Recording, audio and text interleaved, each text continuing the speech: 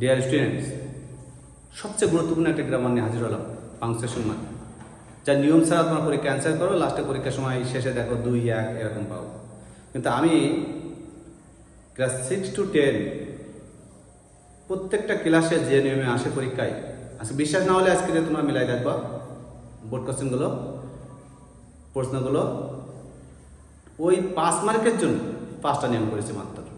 আমার মনে হয় তোমরা এই আজকে যে নিয়মটা দেবো, অন্য কোনো ক্লাস, অন্য কোনো টিচার এই নিয়ম করেছে কিনা এভাবে আমার বিশ্বাস হয় না।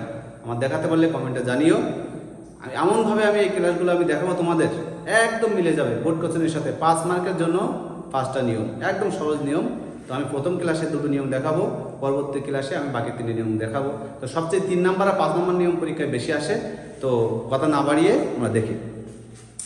তো আমি লিখেছি এখানে, আর তোমরা মিলা দেখবা তোমাদের আমি যে এক্সাম্পলগুলো দিচ্ছি এর সঙ্গে তোমাদের পরীক্ষা প্রশ্নের সাথে মিল আছে কিনা। 100% মিল থাকবে, অবশ্যই। আজকে বাড়ি মেলায় দেখবা। তো আমি প্রথমে লিখেছি রিপোর্টিং ভার্ব এর শেষে এর নিচে কমা বসবে, আমরা তো কমা চিনি। আর রিপোর্টেড স্পিচ এর শুরুতে উপরে ডাবল কমা বসবে। আমরা এবার এক্সাম্পল দেখি। হি সেড টু মি, প্রথম কাজ আমাদের প্রথম কাজ হবে রিপোর্টিং ভার্বগুলো চিহ্নিত করা।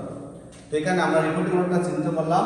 আমরা জানি রিপোর্টিং ভার্ব হচ্ছে সেড, টোল্ড, আস্ক, রিপ্লাই, এরকম বেশ কিছু রিপোর্টিং ভার্ব আছে। তো বেশি যেগুলো আসে পরীক্ষায় আমি যেগুলো বললাম এগুলো সবসময় বেশি থাকে। তো আমরা আগে চিহ্নিত করলাম। তো এখানে লিখেছি রিপোর্টিং ভার্বের নিচে কমা, তাহলে রিপোর্টিং ভার্ব এখানে শেষ, আমি এখানে একটা কমা দিলাম। এরপর কি বলেছে, যেখানে রিপোর্টিং ভার্ব শেষ সেখান থেকে রিপোর্টের স্পিচ শুরু।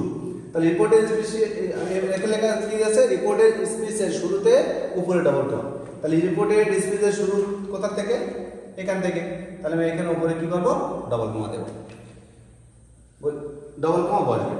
বাকি লাস্টে কি হবে, বক্তার উত্তর সম্পূর্ণ শেষ হলে যে চিহ্নগুলো হবে আমি নিচের নিয়মে 2 নম্বর নিয়মে লিখে দিয়েছি। 2 নম্বর নিয়মে লিখেছি বক্তা থামলে ফুল স্টপ অথবা জিজ্ঞাসা চিহ্ন। এই ফুল স্টপ বা জিজ্ঞাসা চিহ্ন সেন্টেন্সের উপর ডিপেন্ড করে। আমরা জানি অ্যাসার্টিভ সেন্টেন্সের শেষে ফুল স্টপ হয়, ইম্পারেটিভ, অবজেক্টিভ এগুলো শেষে ফুল স্টপ হয়, ইন্টারোগেটিভ লাস্টে জিজ্ঞাসা চিহ্ন হয়, এগুলো তো আমরা চিনি কম বেশি। তো এইভাবে সেন্টেন্স চিনে এই চিহ্নগুলো তোমাদের ব্যবহার করতে হবে। তো এখানে লেখা আছে বক্তা থামলে ফুল স্টপ অথবা জিজ্ঞাসা চিহ্ন, আর বক্তার উক্তি সম্পূর্ণ শেষ হলে।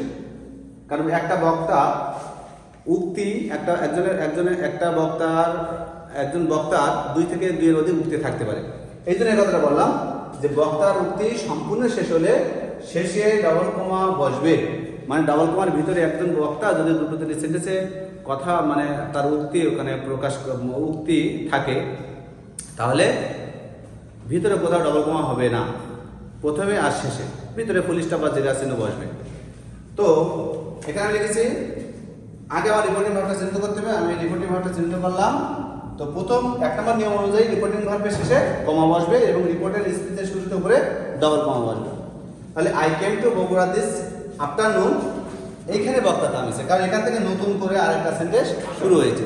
তো এই জন্য আমি কি করবো, এখন বলেছি বক্তার উক্তি সম্পূর্ণ যেটা আই সেন্ড, এখানে বক্তা থামলে, তাহলে এখানে বক্তা থামিয়েছে, এখানে ফুল স্টপ বা জিজ্ঞাসা চিহ্ন, এখানে আমি ফুল স্টপ দেবো কারণ এখানে সাবজেক্ট, এখানে সেন্টেন্সটা অ্যাসার্টিভ সেন্টেন্স, এটা সাবজেক্ট দিয়ে শুরু হয়েছে। এবার I sent you a message before starting from home, বক্তার উক্তি সম্পূর্ণ শেষ হলে শেষে কি দেবো, উপরে ডাবল কমা এবং নিচে আমি একটা লিখে নিই, অবশ্যই নিচে ফুল স্টপ বা জিজ্ঞাসা চিহ্ন হবে, যেহেতু এটা অ্যাসার্টিভ সেন্টেন্স এর জন্য আমি এখানে দেবো কি ফুল স্টপ। তোমরা অবশ্যই এগুলো পরীক্ষা যে প্রশ্ন বোর্ড কোশ্চেনের প্রশ্নগুলো অবশ্যই তোমরা মিলিয়ে দেখবে।